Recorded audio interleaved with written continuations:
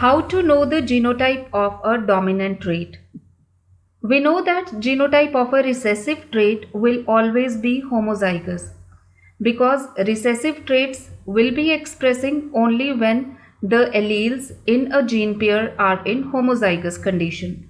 For example, wrinkled seed is a recessive trait, so its genotype will be homozygous, small rr. Dwarfism is a recessive trait. It will be controlled by small tt. But the problem arises when we wish to know the genotype of dominant trait, because dominant trait can be homozygous. For example, round seeds can be capital RR, or they may be heterozygous, that is capital R, small r.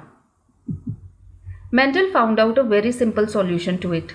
He proposed that to know the zygosity of the dominant trait, simply hybridize such organism with the organism having recessive trait for that specific character.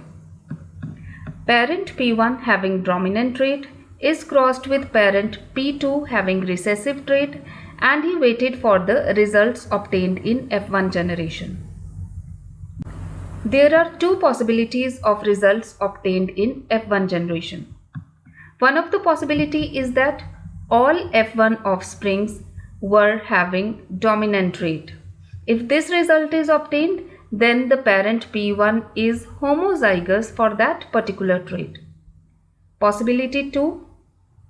If all offsprings with dominant as well as recessive traits appeared, that means the parent P1 is heterozygous for that dominant trait. So the cross which is carried out to know the genotype of an organism having dominant phenotype is called a test cross. So this cross is a test cross, and in a typical test cross, an organism showing a dominant phenotype is crossed with a recessive parent. So what is the objective of test cross? The objective of test cross is to know whether the dominant trait is homozygous or heterozygous. Now let us find out what is the genetic basis behind the test cross. Let us take an example of stem height of garden pea plant. We know that tallness is the dominant trait and dwarfness is the recessive trait.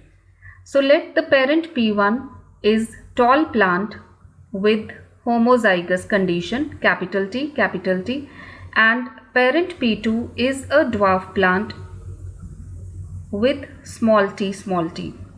Now according to law of segregation, each gamete will receive one factor from a pair of factors, and after fertilization, progenies obtained in F1 generation are all heterozygous tall.